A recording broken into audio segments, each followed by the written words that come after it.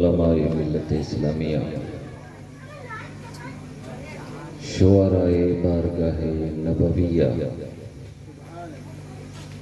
و حاضرین بزم مصطفیہ، السلام علیکم ورحمۃ اللہ وبرکاتہ۔ الفاتحہ الی روح النبی الکریم وعلی آلہ الامجاد الکرام۔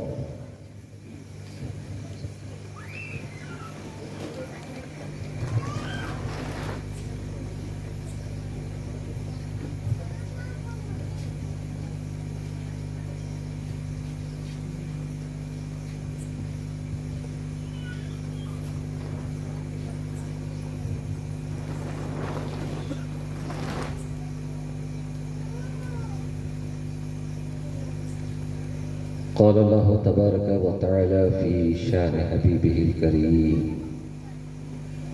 ان اللہ و ملائکتہ یصلون علی النبی یا ایہا الذین آمنوا صلوا علیہ وسلموا تسلیما۔ اللہم صل علی سیدنا و مولانا محمد وعلى آل محمد وبارك وسلم صلاة وسلاما دائما عليك يا رسول الله صلى الله تعالى عليه وسلم۔ سبحان ربك رب العزة عما يصفون وسلام على المرسلين والحمد لله رب العالمين، بحق لا إله إلا الله محمد رسول الله صلى الله تعالى عليه وسلم۔ الحمدللہ الحمدللہ رب العالمین والعاقبۃ للمتقین، والصلاة والسلام على سید الانبیاء والمرسلین وعلى آلہ الطیبین الطاہرین وازواجہ الطاہرات امہات المؤمنین واصحابہ الراشدین المہدیین وعلماء ملتہ من المفسرین والمحدثین اجمعین، اما بعد، فاعوذ باللہ من الشیطان الرجیم، بسم اللہ الرحمن الرحیم۔ لقد من اللہ علی المؤمنین اذ بعث فیہم رسولا۔ آمنت باللہ صدق اللہ المولانا العظیم وبلغنا رسولہ النبی الامین الکریم، ونحن على ذلك ما قال ربنا لمن الشاہدین والشاکرین، والحمد للہ رب العالمین۔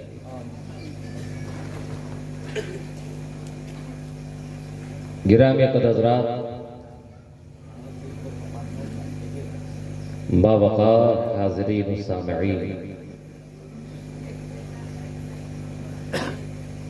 محبان مصطفیٰ و مرتضیٰ،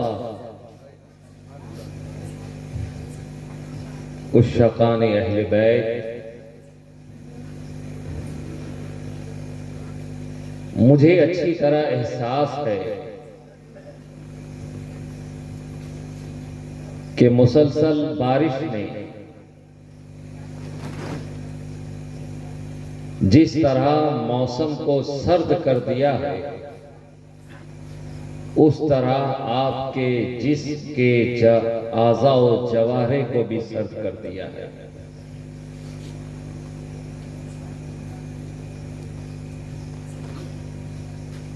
لیکن میں اتنا جانتا ہوں کہ یہ بزم رسول ہے،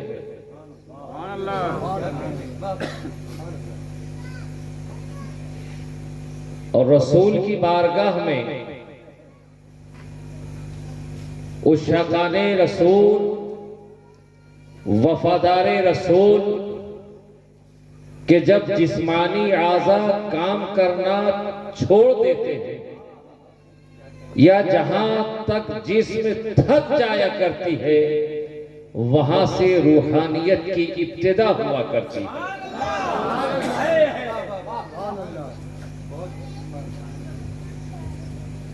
ہم اس نبی کا کلمہ پڑھنے والے ہیں اور اس قوم سے وابستہ ہیں کہ جہاں پر جسمانیت دم توڑتی نظر آتی ہے وہاں سے ہماری روحانیت کا آغاز ہوتا نظر آتا ہے۔ جب لوگ بھوک اور پیاس سے نڈال ہو کر کسی گوشے میں پناہ تلاش کرتے نظر آتے ہیں، ہم وہ قوم ہیں کہ بھوک و پیاس سے نڈال ہو کر نہیں بلکہ بھوک اور پیاس کی حالت میں ہمارے آباء و اجداد نے اپنے شکم پاک پر پتھر باندھ کر میدان کارزار میں اس طرح یلغار کیا ہے کہ دشت تو دشت ہے دریا بھی نہ چھوڑے ہم نے، ارے دشت تو دشت ہے دریا بھی نہ چھوڑے ہم نے، بہر ظلمات میں دوڑا دیے گھوڑے ہم نے۔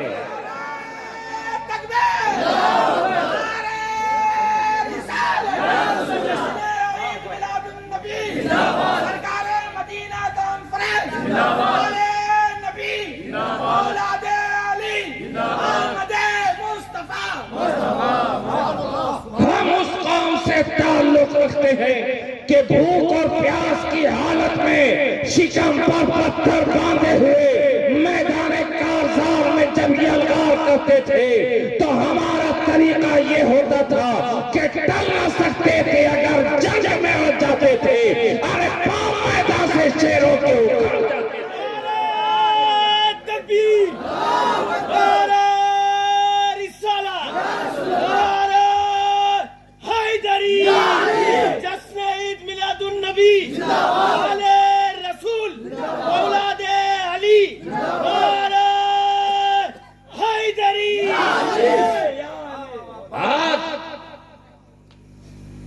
اس علاقے اس محلے میں خاص بازار میں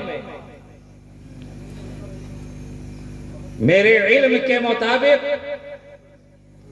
آپ حضرات نے پہلی مرتبہ کسی جلسے کا انعقاد کیا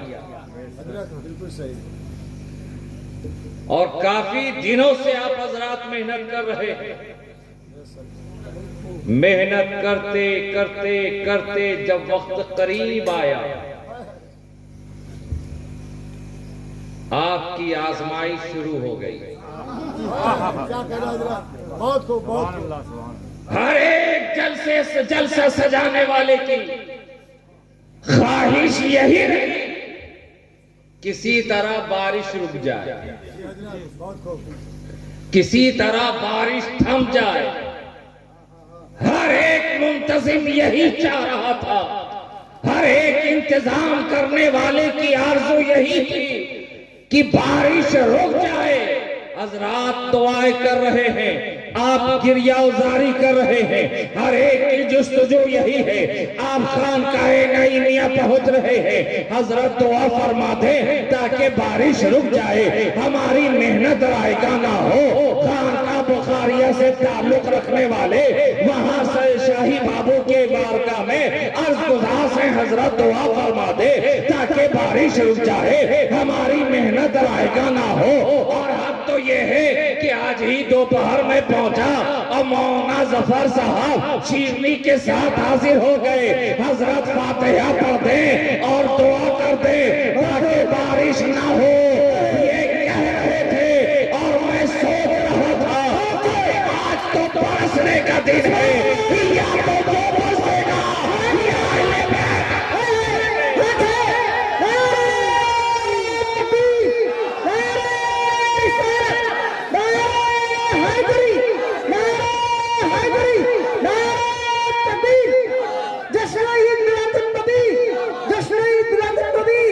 سرکار کی آمد، دلدار کی آمد، نعرہ تکبیر، نعرہ رسالت، بات کر سبحان اللہ سبحان اللہ۔ آج تو برسنے کا دن ہے، رحمت برسنے کا دن ہے۔ ارے جس سرزمین پر سرکار مدینہ کانفرنس ہو، سرکار کی میلاد پڑھی جائے، وہاں رحمت کی بارشیں نازل نہ ہو، ایسا تو ہو ہی نہیں سکتا۔ ادھر کس کا کام تھا، وہ برس رہا تھا، اور یہاں ان کا کام ہے، یہ برسنے نظر آ رہے ہیں۔ ادھر خدا سے خدا کی رحمت برس رہی ہے، ادھر اہل بیت کا فیضان برس رہا ہے۔ سبحان اللہ سبحان اللہ سبحان اللہ۔ تکبیر، نعرہ رسالت، شہباز خطابت، فیضان حضور خطیب اعظم، خانقاہ نعیمیہ، خانقاہ بخاریہ، خانقاہ شہبازیہ، نعرہ تکبیر، مسلک اعلی حضرت۔ واہ واہ واہ واہ۔ آج بارش نہ ہو تعجب کی بات ہے، آج تو ہونی ہی تھی، جم کر ہونی تھی، اس لیے کہ آج ابر رحمت کی برسات ہے۔ حضرات آج کیا موسم رنگ و نور ہے، ہر طرف سرور ہی سرور ہے، یہ بزم ہے، یہ جلوہ گاہ دور ہے، معرفت سے دل معمور ہے، جس پہ نظر کرم ہو جائے وہ مسرور ہے، جس پہ نظر عنایت ہو جائے وہ مغفور ہے۔ آج برسنے کی شب ہے اور اسی کا بندہ یہ مغفور ہے، آج وہ بھی برسا ہے۔ سبحان اللہ، بہت خوب بہت خوب، سبحان اللہ۔ ارے آزمائش تو ایسے ہی وقتوں میں ہوتی ہے جب کوئی تیاری نہ ہوتی، کوئی ارادہ نہ ہوتا اور بارش ہو جاتی، آپ کیا کرتے؟ اپنے اپنے دکانوں مکانوں میں رہتے۔ آج تو محبان رسول کی آزمائش ہے، آج تو وفادار رسول کا امتحان ہے، اور دوستو وہ خالق کائنات ہے، اس کے امتحان کا طریقہ الگ ہے۔ جہاں بارش کی ضرورت نہیں ہوتی وہاں بارش نازل کر کے امتحان لیتا ہے، اور جہاں بارش کی ضرورت ہوتی ہے وہاں پیاسا رکھ کر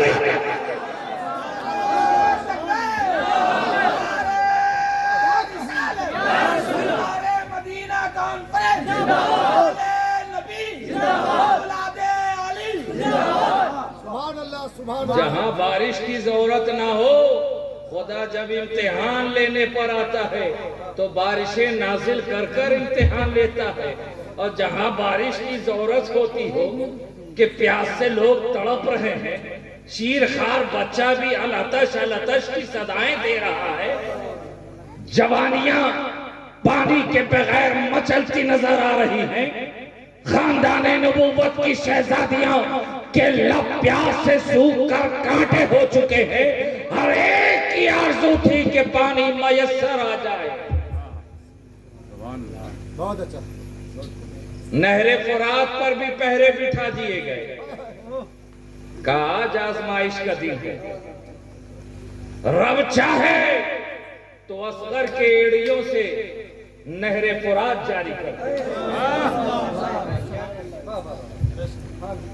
لیکن یہ لوگ آج سیراب ہونے کے لیے نہیں بلکہ امت کو سیراب کرنے کے لیے آئے۔ پانی پہ پہرے بٹھا دیے گئے، کاش تو مکمل امتحان ہونا ہے۔ کس کا امتحان؟ خاندان نبوت کا امتحان۔ آج تو مکمل تفسیر پیش کرنی ہے، تفسیر لمن یقتل بننا ہے، تو وہاں بارش نہ ہو کر امتحان ہوئی، آپ کے یہاں بارش ہو کر آپ کا امتحان ہو رہا ہے۔ جو حاضر آ گئے کامیاب ہیں، بہت خوب بہت خوب۔ اور جو بارش کے ڈر سے گھروں میں دبک کر بیٹھ گئے وہ اپنا محاسبہ خود کر لیں۔ کیا بات ہے، بہت اچھا۔ ارے نام رسول پر جو بارش کے چند قطروں کو برداشت نہ کر سکتے ہو، وہ ناموس رسول پر ان کے چند قطرے بھی بہائیں گے. نعرے لاکھ لگا لو, نعرے لاکھ لگا لو, نعرہ لگانے پر کوئی پابندی نہیں. یہ تو ہندوستان کی سرزمین ہے, روز نئے نعرے جنم لیتے ہیں, روز نیا نیا نعرہ. لگانے والے محبت کا نعرہ لگاتے ہیں. نعرہ لگانے پر کوئی پابندی نہیں, لیکن نعرہ لگانے کے بعد کی منزل بڑی دشوار ہوا کرتی, راستے بڑے پرخطر ہوا کرتے. ارے محبت کا نعرہ لگانا یہ آسان بات نہیں ہے, آسان کام نہیں ہے. اور نعرہ لگانا آسان ہے, لیکن اس کی منزلیں بڑی دشوار ہیں, راستے بڑے پرخطر ہیں. اور ایسا نہیں ہے محبت صرف آپ کا نعرہ سن کر کے اپنے گروہ میں شامل کر لیتے ہیں. یہ کوئی اسمبلی یا پارلیمنٹ کی کرسی نہیں ہے کہ نعرہ لگایا کرسی حاصل کر لی ہے. محبت تو امتحان لیتی ہے, محبت امتحان لیتی ہے, ٹھوک بجا کر دیکھتی ہے نعرہ زندہ ہے یا کھوکھلا ہے, نعرے میں دم ہے یا بے دم ہے. ہر ایک کو محبت کرسی فراہم نہیں کرتی, بلکہ وہ ٹھوک بجا کر دیکھتی ہے, چن پٹک کر سلیکٹ کرتی ہے. نعرہ لگانا بڑا آسان ہے, لیکن اس کی منزلیں بڑی دشوار ہیں. ارے نعرہ لگانے والوں نے جب محبت کا نعرہ بلند کیا ہے, حبش کا غلام بلال بنا ہے, لیکن جب دلیل دینے کی باری آئی گرم ریت پہ ننگی پیٹ سونا پڑا ہے. محبت کا نعرہ لگانے والوں نے جب محبت کا نعرہ بلند کیا ہے منصور اور لاج بنا ہے, لیکن جب دلیل دینے کی باری آئی دار و رسل کی منزل سے گزرنا پڑا ہے. محبت کا نعرہ لگانے والے نے جب محبت کا نعرہ بلند کیا ہے سرمد شہید بنا ہے, لیکن جب دلیل دینے کی باری آئی اپنی گردن کٹانی پڑی ہے. محبت کا نعرہ لگانے والوں نے جب محبت کا نعرہ بلند کیا ہے تو بڑے بڑے مقام پر فائز نظر آئے ہیں, لیکن جب دلیل دینے کی باری آئی تو خاک و خون میں لپٹنا پڑا ہے, گردنیں کٹانی پڑی ہے, دار و رسل کی منزل کو چومنا پڑا ہے. تو نعرہ لگانا بڑا آسان ہے, بات کی منزل بڑی دشوار ہے. نعرہ تو جس کا جی چاہے وہ لگا لے, جس کا جی چاہے لگا لے. ایسے ہی نعرہ لگانے والے نے ایک مرتبہ نعرہ بلند کیا. آپ نے واقعہ سنا ہوگا, قیس کا نام سنا ہے جی؟ اچھا, قیس کا نام نہیں سنا ہوگا تو دوسرا عرفی نام بتا دوں, مجنو کا نام سنا ہے, یہ سب نے سنا ہوگا. اور لیلا کو پہچانتے ہیں, ہر ایک کی اپنی لیلا, اور ہر کوئی لیلا کا دیوانہ ہے. آپ نے اس کی محبت کے قصے سنے ہوں گے. تو ایک مرتبہ لیلا نے لیلا سے اس کی باندی نے سوال کیا, لیلا تیرے کتنے چاہنے والے ہیں؟ لیلا نے کہا بس ایک, جس کا نام قیس ہے اور ساری دنیا اسے مجنو کے نام سے جانتی ہے. باندی نے کہا نہیں, یہ تیرا دعویٰ غلط ہے, اس لیے کہ میں جس گلی کوچے سے گزرتی ہوں ہر ایک کی زبان پر تیرا ہی نام ہے, لیلا ہی لیلا کے ترانے. ہر کوئی تیرے زلف کا اسیر نظر آتا ہے, ہر کوئی تیرے حسن و جمال کا فریبتا نظر آتا ہے. ہر ایک کا دعویٰ ہے کہ وہ لیلا کا مجنو ہے. لیلا نے کہا نہیں, میرا تو بس ایک ہی مجنو ہے جسے میں قیس کہتی ہوں, ساری دنیا اسے مجنو کہتی ہے. باندھی ہے وہ ماننے کو تیار نہیں کہ ہر گلی، ہر کوچے، ہر شہر کے چوک چوراہے پر صرف تیرے ہی جلوے ہیں، تیری ہی باتیں ہیں، اس لیے تیرے بے شمار چاہنے والے ہیں۔ لیلا نے کہا نہیں، دعویٰ تو ہر کوئی کرتا ہے۔ باندھی بھی ماننے کو تیار نہیں اور لیلا بھی اپنے دعوے سے پیچھے ہٹنے کو تیار نہیں۔ لیلا نے کہا اچھا اگر تجھے اس بات کا یقین نہیں ہے کہ میرے بے شمار چاہنے والے ہیں تو ایک کام کر، امتحان گاہ ہے نا، چل امتحان لے لیتے ہیں، کتنے چاہنے والے ہیں۔ باندھی نے کہا بات صحیح ہے، امتحان میں کرنا کیا ہے؟ لیلا نے کہا ایک کام کر، ایک تشت اٹھا کر لا اور اس تشت کو حلوے سے بھر دے اور اسے ایک خان سے چھپا، باہر صدر دروازے، بلند دروازے پر جا اور آواز لگا کہ جو لیلا کا چاہنے والا ہے وہ قریب آ جائے، لیلا نے اس کے لیے تحفہ بھیجا ہے۔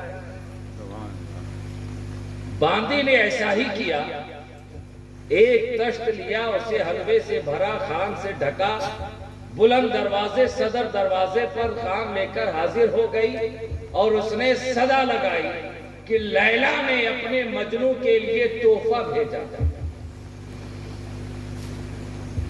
اب جیسے ہی تحفے کی بات ہوئی، وہ بھی لینے کی، جتنے ایپ ٹو ڈیٹ مجنوں تھے سب کے سب جمع ہو گئے،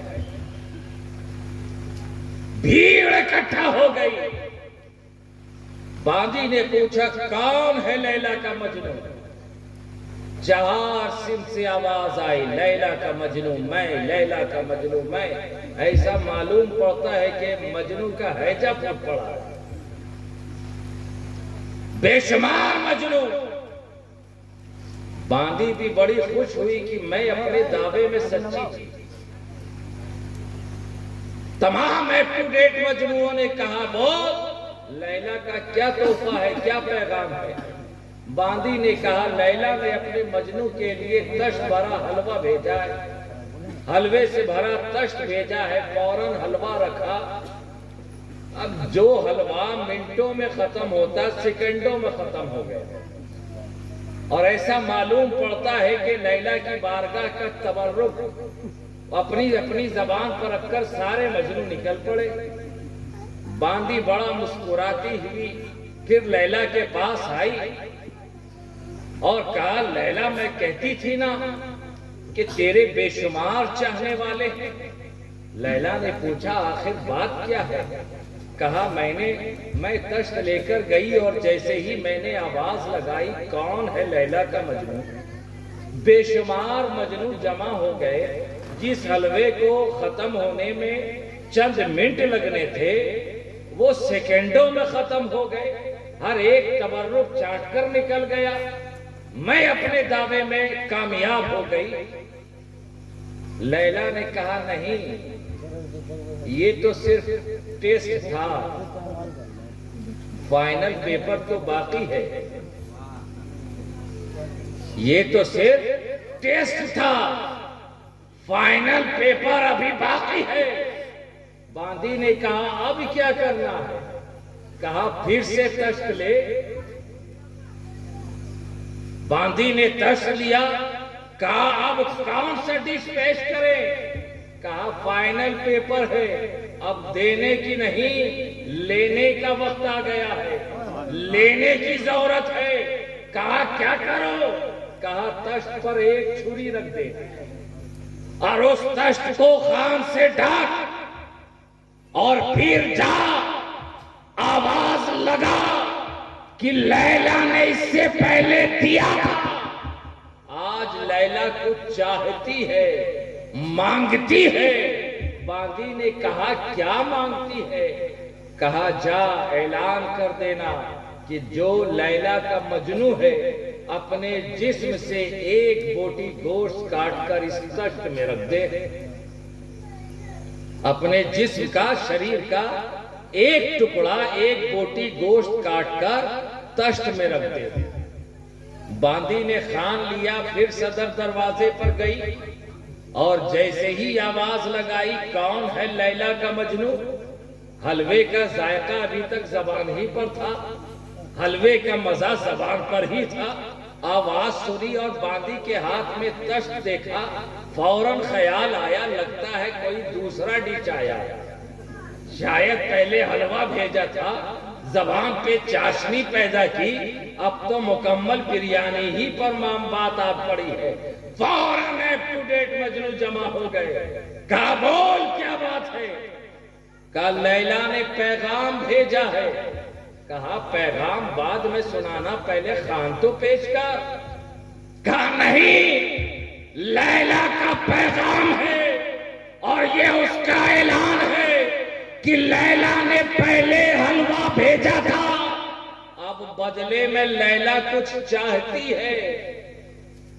اب جتنے لینے والے تھے بڑی مایوسی ہو گئی کہ ہم تو اسی انتظار میں تھے کہ دوسرا کوئی آئٹم ہوگا، پھر سے کچھ لب تو یہاں لینے کے بجائے دینے کی باری آ گئی۔ پھر بھی دل پہ پتھر رکھ کر پوچھا، بول لیلا نے کیا مانگا ہے؟ لیلا نے کیا مانگا ہے؟ باندی نے کہا لیلا کا اعلان ہے کہ جو لیلا کا مجنو ہے وہ اپنے جسم سے ایک بوٹی گوشت کاٹ کر اس تشت میں رکھ دے۔ اب جتنے اپ ٹو ڈیٹ مجنو تھے اب دینے کی باری آئی، وہ بھی جسم کا ایک ٹکڑا گوشت، تو چل میں آیا، تو چل میں آیا، تو چل میں آیا۔ ارے جتنا وقت حلوہ ختم ہونے میں نہ لگا اس سے پہلے پوری بھیڑ ختم ہو گئی،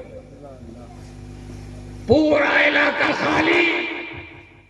باندی حیران و پریشان کہ جب حلوے کا تشت لے کر آئی تو اتنی بھیڑ اکٹھا ہو گئی، ہر کوئی اپنے مجنو ہونے کا دعویٰ کر رہا تھا، ہر کوئی مجنو ہونے کا دعویٰ کر رہا تھا، اعلان کر رہا تھا۔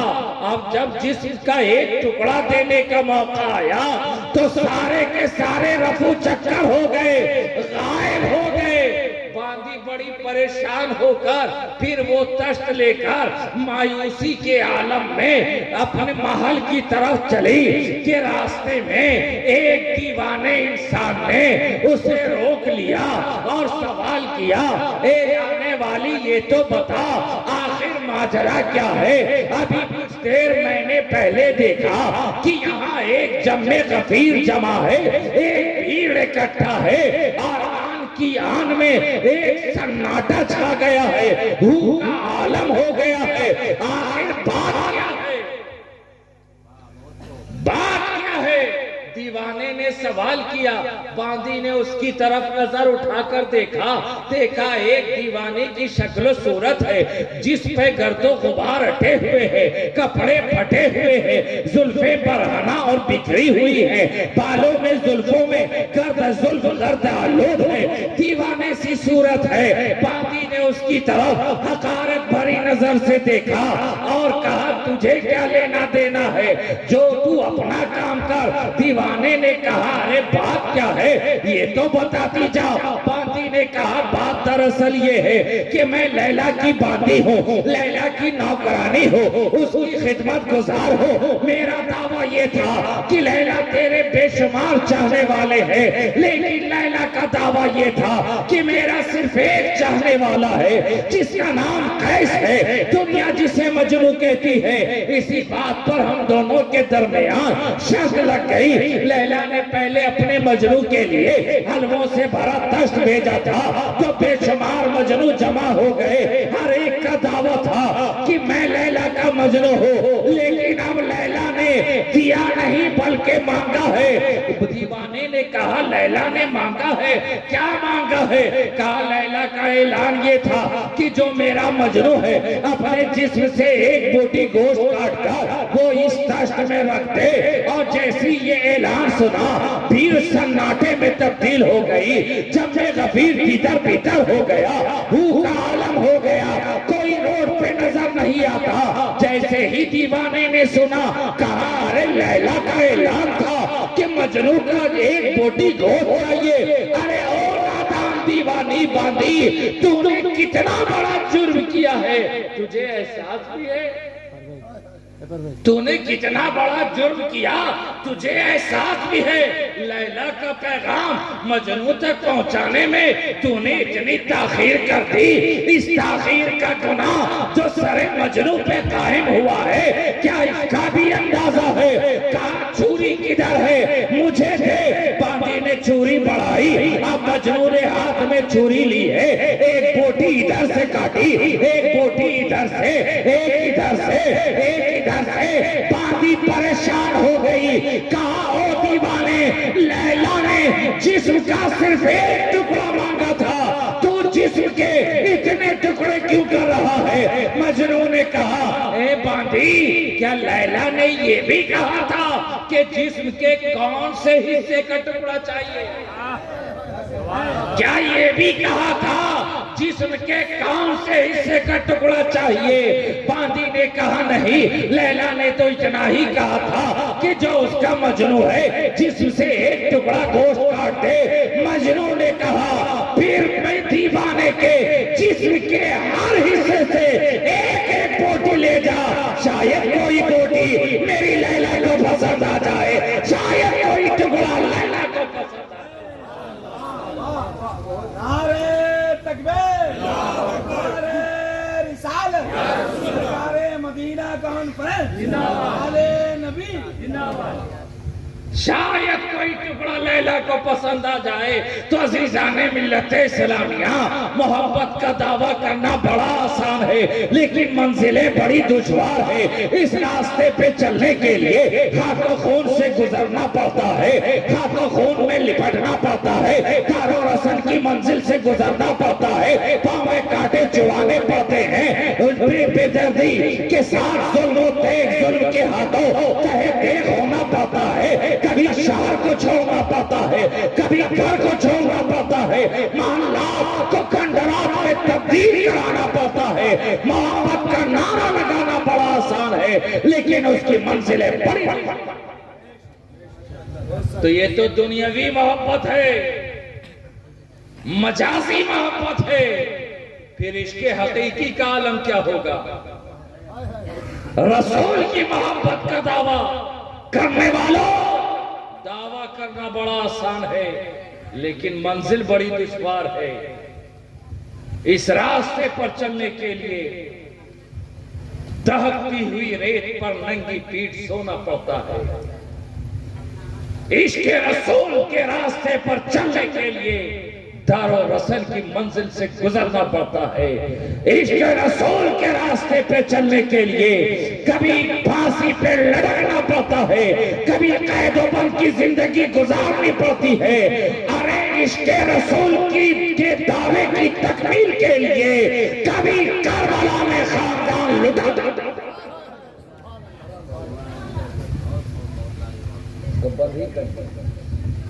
دعویٰ بڑا آسان ہے۔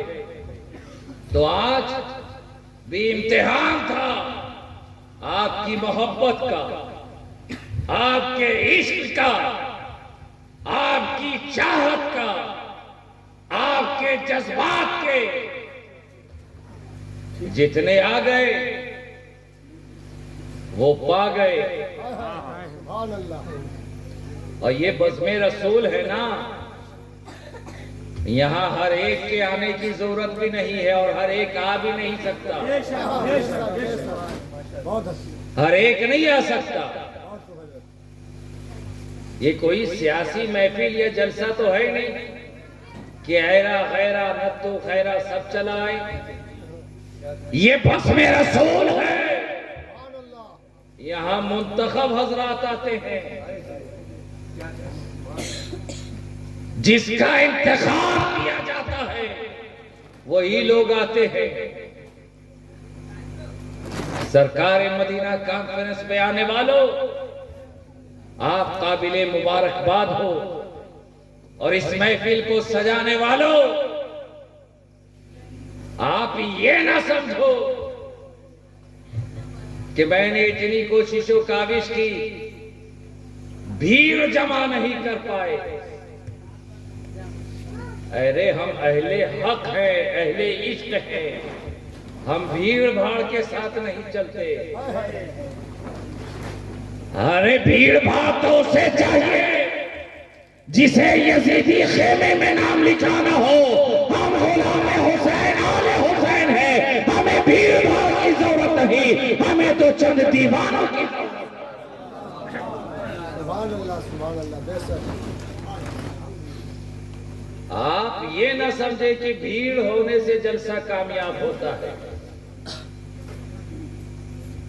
ارے آپ نے اپنے جلسے کو جس ذات سے منسوب کر دیا، اور میری فکر تو یہ ہے کہ بارہا عام طور پر اعلان ہوتا ہے نا، سرکار مدینہ آج بھی ہوا ہوگا کہ سرکار مدینہ کانفرنس میں تشریف لائیں، جلسے کو کامیاب بنائیں. ہماری اور آپ کی کیا حیثیت ہے کہ سرکار مدینہ کو ہم کامیاب بنائیں؟ ارے یہ جلسہ روز ازل سے کامیاب ہے. اس کے سائے تلے جو حاضر ہو جاتا ہے اس کی زندگی کامیاب ہو جاتی ہے، اس کی دنیا کامیاب ہو جاتی ہے، اس کا عقبہ کامیاب. بے شک. اگر آپ کا اور ہمارا بیٹھنا مقبول بارگاہ الہی ہو گیا تو دونوں جہان کی نعمتیں ہمارے لیے ہیں. ہماری دنیا بھی کامیاب ہے، ہماری آخرت بھی کامیاب ہے. آپ ذکر رسول میں آل رسول کی صحبت میں بیٹھے ہیں، اپنی زندگی پر ناز کرو. سبحان اللہ سبحان اللہ. ایسے لمحے بڑے کم میسر آتے ہیں کہ ذکر رسول کا صاحبان بھی ہو اور آل رسول کی زیارت بھی ہو. صاحبان تو بے شمار نظر آ سکتے ہیں، لیکن ہر صاحبان تلے آل رسول کا فیضان جاری ہو، یہ ہر کسی کو میسر نہیں. آپ نے بڑی محنت و مشقت کے ساتھ اس محفل کو آراستہ کیا، سجایا، قابل مبارکباد ہے. یہ ماہ ربیع النور کا مہینہ جس میں ہم اور آپ زندگی گزار رہے ہیں، اللہ کا احسان. آپ نے ذکر رسول کے لیے چرچا بھی کیا ہے اور خرچہ بھی کیا ہے. اس محفل کو سجانے کے لیے آپ نے چرچا بھی کیا، پوسٹرز چھپوائے، لگوائے، اعلانات کیے اور خرچہ بھی کیا. آپ افسوس نہ کرنا کہ لوگ نہیں آئے. ارے آپ کا یہ خرچہ اس بینک بیلنس سے لاکھوں گنا بہتر ہے. سبحان اللہ سبحان اللہ. اور یہ میں نہیں کہتا، قرآن کا اعلان ہے، قل بفضل اللہ وبرحمتہ فبذلک فلیفرحوا وہو خیر مما یجمعون. یہی آیت کریمہ ہے نا صاحب، وہو خیر مما یجمعون. قل بفضل اللہ وبرحمتہ، کہ خدا کے فضل اور اس کی رحمت پر خوشیاں مناؤ. فَلْيَفْرَحُوا، خوشیاں مناؤ. اور اس خوشی کو منانے میں مال خرچ کرو. تمہارا یہ مال خرچ کرنا اس مال سے بہتر ہے جو تم بینکوں میں جمع کر کے رکھتے ہو، تجاریوں میں جمع کر کے رکھتے ہو، اپنے گھروں میں چھپا کر رکھتے ہو. ارے میلاد رسول اور خدا کی رحمت پہ خرچ کرنا یہ اس جمع کردہ مال سے بہتر ہے، افضل ہے. مال کو خرچ کرو کس پر؟ خدا کے فضل اور اس کی رحمت. خدا کی رحمت پر. اور خدا کی رحمت کون؟ خدا کی رحمت کون؟ قرآن. تو ہی بتا. قرآن کا اعلان ہے، وما ارسلناک الا رحمت للعالمین. اے محبوب، میں نے آپ کو کل جہان کے لیے رحمت بنا کر دیا. خدا کی رحمت سے مراد محمد الرسول اللہ صلی اللہ تعالی علیہ وسلم، یہ خدا کی رحمت ہے، اور رحمت صرف ہم اور آپ کے لیے نہیں بلکہ رحمت للعالمین، جتنی بڑی کائنات ہے اور جتنی دنیا ہے ہر دنیا کے لیے رسول رحمت بن کر آئے، اور اس رحمت سے مراد کوئی دوسری ذات نہیں، رحمت سے مراد کوئی دوسری ذات نہیں۔ حدیث پاک ہے، آپ کی توجہ کہ حضرت آدم سے لے کر حضرت عیسیٰ تک کم و بیش 1,24,000 انبیاء و مرسلین دنیا میں جلوہ گر ہوئے تشریف لائے، لیکن ہر آنے والا نبی، ہر آنے والا رسول خدا کی رحمت کا طالب بن کر آیا، خدا کی رحمت کا طالب بن کر آیا، خدا کی رحمت کا متلاشی بن کر آیا، خدا کی رحمت کو امیدوار بن کر آیا۔ حضرت آدم آئے تو آدم کی آرزو خدا کی رحمت، حضرت شیس آئے خدا کی رحمت کی آرزو لے کر آئے، حضرت نوح آئے ان کی دعا رہی مولا میں تیری رحمت چاہتا ہوں، حضرت ذوالکفل آئے انہوں نے خدا سے رحمت کے لیے دعا فرمائی، حضرت داؤد کی آرزو خدا کی رحمت، حضرت سلیمان کی آرزو خدا کی رحمت، حضرت لقمان کی آرزو خدا کی رحمت، حضرت الیاس کی آرزو خدا کی رحمت، حضرت حضرت الیاس کی آرزو خدا کی رحمت، حضرت ذوالکفل چاہے خدا کی رحمت، حضرت داؤد چاہے خدا کی رحمت، حضرت خلیل چاہے خدا کی رحمت، حضرت ذبی چاہے خدا کی رحمت، حضرت سلیمان چاہے خدا کی رحمت، حضرت موسیٰ چاہے خدا کی رحمت، حضرت یعقوب چاہے خدا کی رحمت، حضرت یوسف چاہے خدا کی رحمت، حضرت دانیال چاہے خدا کی رحمت، حضرت ہود چاہے خدا کی رحمت، حضرت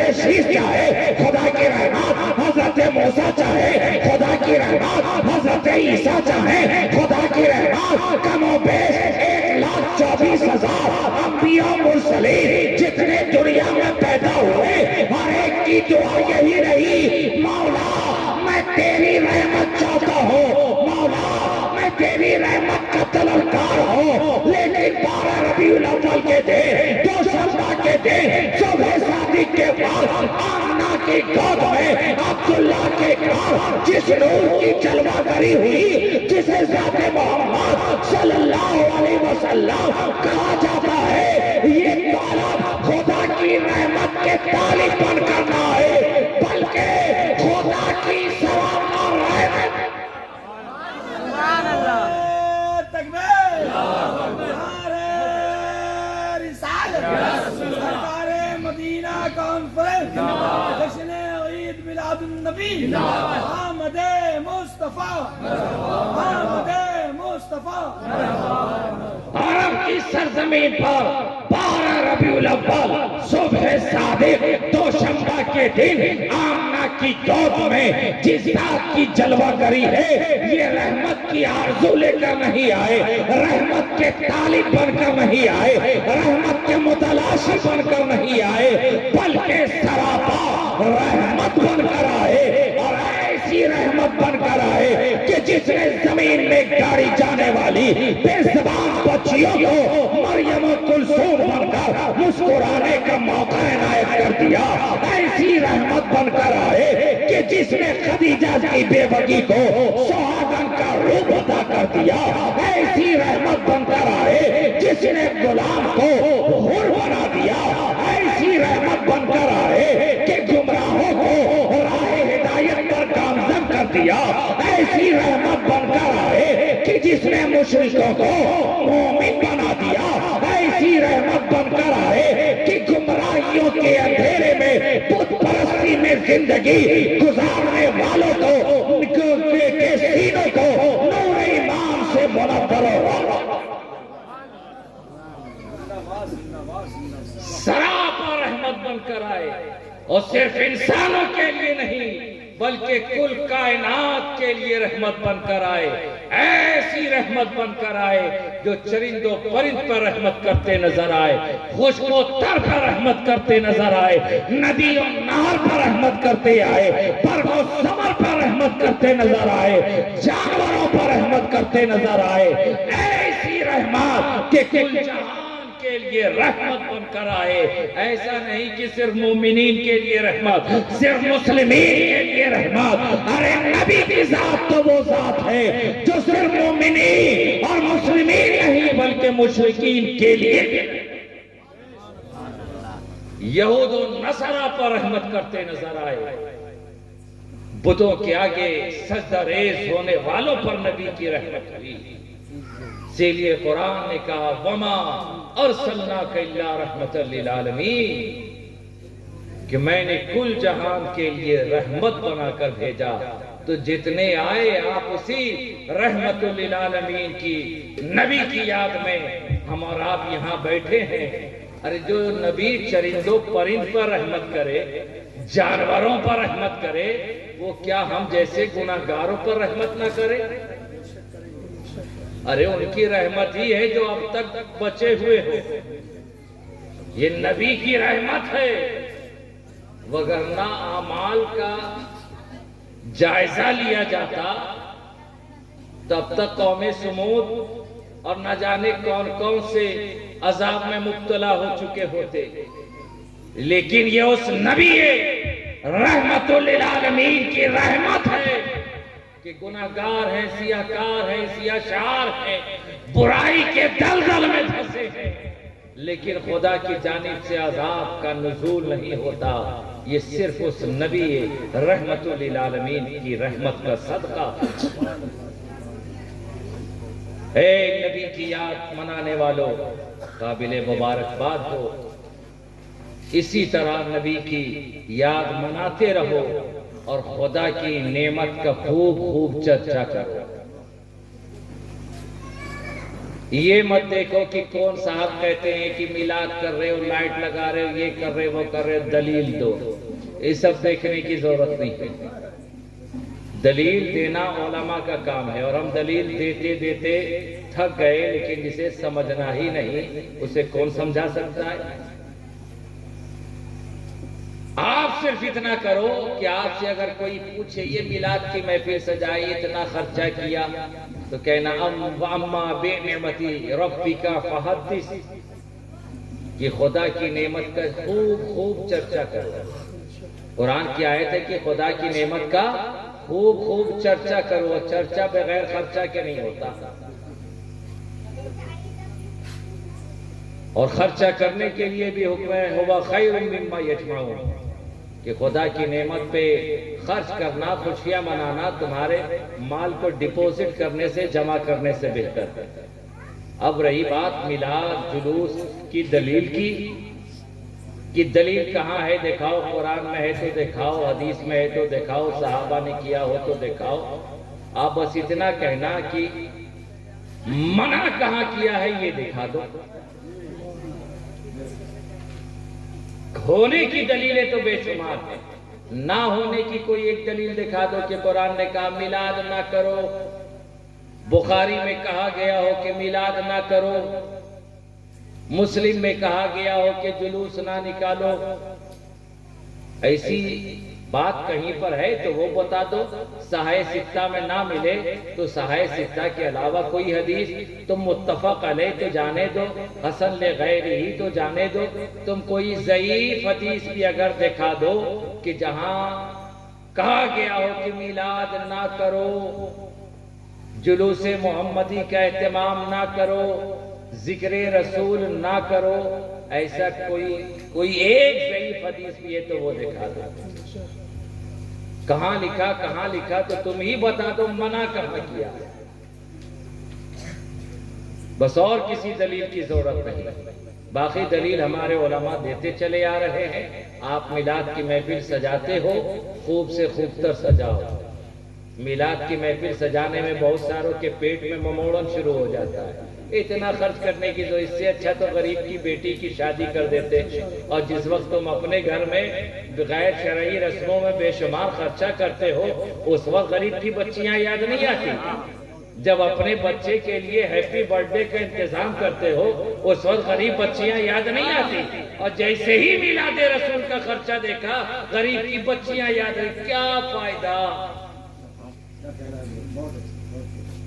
ارے خدا سے پوچھ میلاد رسول کا کیا فائدہ؟ ہم تو بس اتنا جانتے ہیں کہ میلاد کی پہلی محفل خود خالق کائنات نے عالم ارواح میں سجائی ہے. میلاد کہتے صحابہ کی زندگی میں میلاد ہے تو دکھاؤ، تابعین نے کیا ہو تو دکھاؤ. ارے مخلوق کی بات تو رہنے دے، میلاد کی محفل تو خالق کائنات نے عالم ارواح میں سجائی ہے. اب خدا سے پوچھ کہ میلاد کی محفل سجا کر کیا فائدہ؟ بہت اچھا، بہت جھنڈی لگانا کہاں سے ہے؟ ناجائز. ارے ناجائز ہے یا جائز ہے ہم نہیں جانتے. اب حلال ہے یا حرام یہ جبرائیل سے جا کر پوچھ.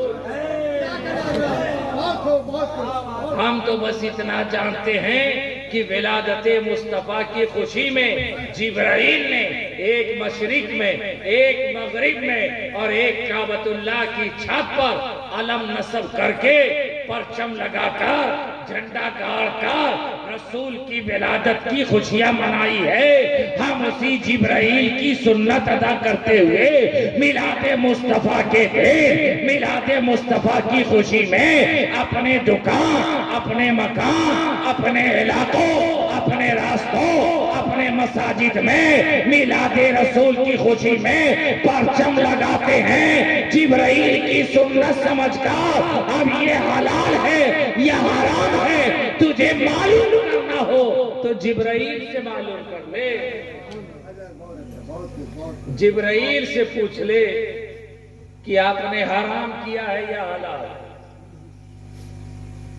ہم تو بس اتنا جانتے ہیں میلاد مصطفیٰ کی خوشی میں پرچم نصب کرنا یہ جبرائیل کی سنت ہے. عزیزان ملت اسلامیہ، دلیلیں تو بے شمار ہیں اور ارادہ بھی کچھ اور تھا، بات کسی اور جانب نکل گئی. انشاءاللہ تعالیٰ پھر کبھی موقع ملا یا پھر آپ نے ایسی محفل سجائی، سجائیں گے یا ٹھنڈا جائیں گے؟ زور سے سجائیں گے، زور سے سجائیں گے. زور سے مت سجائیے، جوش میں سجائیے، جوش کے ساتھ ہوش بھی رہے. اس لیے کہ یہ بزم رسول ہے، بزم رسول کے آداب بھی ہونے چاہیے. جیسے آپ جلوس محمدی میں نکلتے ہیں نا، نکلتے ہیں بڑی اچھی بات ہے، اللہ آپ کو توفیق دے، لیکن ساتھ ہی ساتھ جلوس محمدی کے آداب کی بھی توفیق ادا کریں. نکلو دوستو، جب اس دن آپ نکلتے ہو نا تو دنیا کی نظر آپ پر نہیں رہتی کہ وہ زید جا رہا ہے، وہ بکر جا رہا ہے، وہ عمر جا رہا ہے، وہ ابو بکر جا رہا ہے، وہ عبداللہ جا رہا ہے، عبد الخالق جا رہا ہے. پپو، ڈبلو، سونو، مونو، ڈونو نہیں جا رہی، پر نظر نہیں رہتی. جب آپ جلوس محمدی میں اپنے گلے میں غلامی کا پٹا ڈال کر ہاتھ میں پرچم محمدی لے کر نکلتے ہو، اس وقت دنیا آپ کو آپ کے ذاتی نام سے نہیں پہچانتی بلکہ پہچانتی ہے تو غلام نبی کے نام سے پہچانتی ہے. وہ بس اتنا جانتی ہے کہ نبی کا غلام ہے، نبی کا وفادار جا رہا ہے. وہ زید، عمر، بکر، پپو، ڈپو نہیں دیکھتی، وہ دیکھتی ہے نبی کا وفادار ہے، نبی کا غلام ہے. تو دوستو اپنے سینے پہ ہاتھ رکھو اور رات کی تاریکی میں سوچنا کہ جو تمہارے عام دنوں میں نکلنے کا طریقہ ہے، کیا جلوس محمدی میں اسی طرح سے نکلنا تمہارا درست ہوگا؟ عام دنوں میں نکلتے ہو تو پپو اور ڈبلو بن کر، جب جلوس محمدی میں نکلتے ہو تو غلام محمدی بن کر نکلتے ہو. عاشق رسول بن کر نکلتے ہو تو ایسے رہو کہ لگے کہ غلام رسول جا رہا ہے، اس طرح چلو کہ احساس ہو وفادار رسول جا رہا ہے، اس طرح رویہ اختیار کرو کہ معلوم پڑے عاشق رسول جا رہا ہے۔ اب جلوس محمدی میں بھی ہے اور جلسے میں خرچہ کرے یا نہ کرے 25,000 ڈی جے میں ضرور لگا لیں گے، اور پھر اس کا شور شرابہ ہنگامہ آرائی، ارے وہ ادب کا مقام ہے۔ نبی کی بارگاہ میں فرشتے بھی پر سمیٹے نظر آتے ہیں۔ نبی کی بارگاہ وہ ہے کہ فرشتے کی جرات نہیں ہوتی کہ اپنے پروں کو پھڑپھڑائے، پر سمیٹے ڈرے سہمے حاضر ہوتے ہیں۔ اے نبی کے وفاداروں، تم جلوس محمدی میں جا رہے ہو، یعنی نبی کے استقبال میں جا رہے ہو، تو ادب کا خیال رہے، سمٹے رہو، ڈرے سہمے رہو، اور زبان پر نبی کا درود ہو، نبی کی نعت ہو۔ باقی میں تو نعرے بازی کا بھی مخالف ہوں۔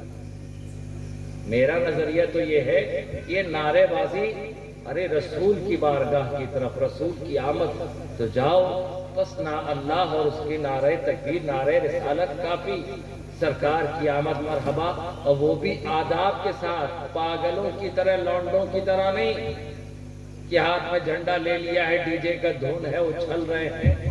یہ جلوس محمدی کو محرم کا کھڑا نہ بناؤ۔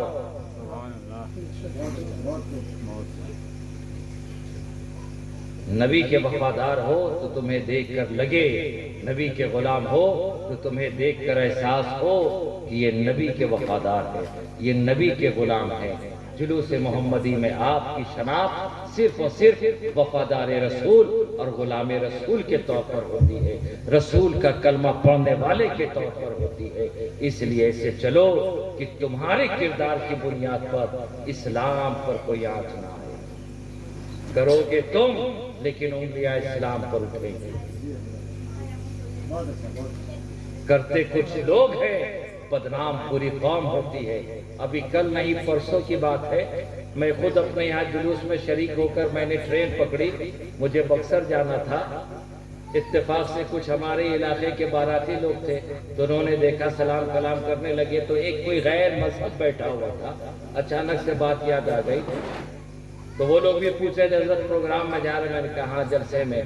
تو اس نے پوچھ لیا، اب وہ بھی پڑھا لکھا ہوا شخص تھا، کہ پروگرام جلسہ؟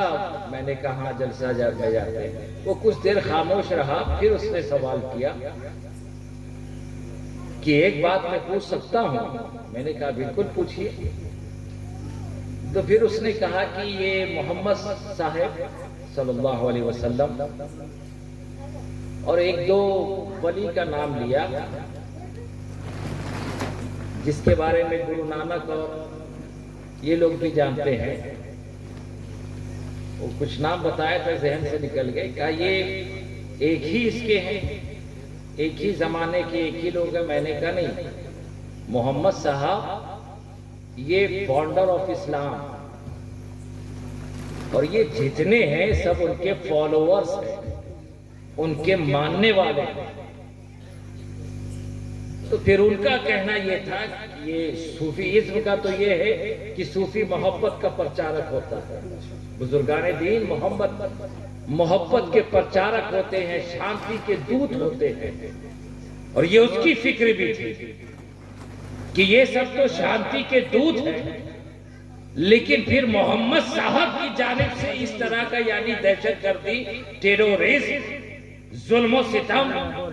میں نے کہا میں آپ کی بات سمجھ گیا، آپ کہنا کیا چاہتے ہیں؟ ارے شخص کی پہچان ذات کی اس کے ماننے والوں سے ہوتی ہے۔ آپ جن صوفی کے بارے بول رہے ہیں، محمد صاحب کے پرچارک ہیں، انہی کے دودت ہیں، ان کے غلام ہیں۔ اور آپ جو ظلم و ستم کی بات کر رہے ہیں نا، دہشت گردی، کٹر پنتھی، تو دنیا کا کوئی ایسا مذہب ہمیں دکھاؤ جس میں دو چار لوگ کٹر پنتھی نہ ہوں۔ اگر آپ ہمارے پر انگشت نمائی کرتے ہیں کہ ہمارے درمیان تو کچھ کی بنیاد پر میں نے کہا آپ کسی ذات کو پڑھ کر اسلام کی تعریف اور پریبھاشا پیش کر رہے ہیں. اسلام کی پریبھاشا ظلم و ستم نہیں بلکہ اسلام کی پریبھاشا شانتی امن سکون ہے. اسلام کے معنی ہی امن و شانتی ہے. اور آپ پوری محمد کی زندگی اٹھا کر دیکھ لیں وہاں آپ کو نہ ظلم ملے گا نہ ستم. اور آپ جس ظلم و ستم کی بات کر رہے ہیں ایسے چند افراد ہیں چند افراد صرف ہمارے پاس نہیں آپ کے پاس بھی ہے کٹر پنتھی. تو آپ 10 لوگوں کی زندگی کو دیکھ کر 90 لوگوں کی زندگی کا فیصلہ نہیں کر سکتے. میں نے تو نہیں کہا کہ آپ کٹر پنتھی ہو یا آپ کے مذہب میں کٹرتا ہے. پھر اس نے کہا نہیں یہ بات تو آپ صحیح کہہ رہے ہیں کہ اسلام میں کوئی کٹرتا نہیں. آپ 10 لوگوں کو دیکھ کر اسلام کے بارے میں بتائیں گے. میں نے آپ کے 10 لوگوں کے بارے میں کچھ کہا؟ یہ ان کی نجی زندگی ہے. اسلام محبت کا درس دیتا ہے. اسلام شانتی کا پیغام دیتا ہے. اسلام اخوت و بھائی چارگی کا درس دیتا ہے. اسلام کٹرتا اور شدت پسندی کا نام نہیں. اسلام محبت امن و سکون کا. ہم جس رسول ہاشمی کا کلمہ پڑھنے والے ہیں ساری زندگی انہوں نے محبت کا پیغام دیا. اب جو ان کے فالوورز ہیں سچے عاشق ہیں اسی فالو کو اسی پیغام کو فالو کرتے ہوئے ہمیں اپنی زندگی سے محبت بھائی چارگی اور شانتی کا پیغام دینا چاہیے. یہی اسلام ہے, یہی رسول کی زندگی ہے. اے رسول کی یاد منانے والوں قابل مبارکباد ہو. ان بارشوں اور طوفانوں سے نہ گھبرانا اس لیے کہ یہ مومنوں کا طریقہ و شیوا نہیں. نہ ہم برسات سے گھبراتے ہیں, نہ طوفان سے گھبراتے ہیں, نہ سیلاب سے گھبراتے ہیں, نہ ظلم و ستم اور ظلم و بربریت کے حملوں سے گھبراتے ہیں. ہم محمد کے دیوانے ہیں. ٹل نہ سکتے تھے اگر جنگ میں اڑ جاتے تھے. پاؤں میدان سے شیروں کے بھی اکھڑ جاتے تھے. ہم طوفانوں کے سامنے سینہ سپر ہونے والے انسان ہیں. ہمیں دنیا کی کوئی طاقت نہیں ڈرا سکتی. لیکن کب جب دل میں خوف الہ اور سینے میں عشق رسول ہوگا. اور اگر دل سے یہ دونوں چیز غائب ہو گئی ساری دنیا سے ڈرتے رہو گے. کی محمد سے وفا تو نے تو ہم تیرے ہیں. یہ جہاں چیز ہے کیا لوح و قلم تیرے ہیں. محمد کی محبت دین حق کی شرط اول ہے. اسی میں ہو کر خامی تو سب کچھ نامکمل ہے. وآخر دعوانا ان الحمدللہ رب العالمین. السلام علیکم ورحمۃ اللہ.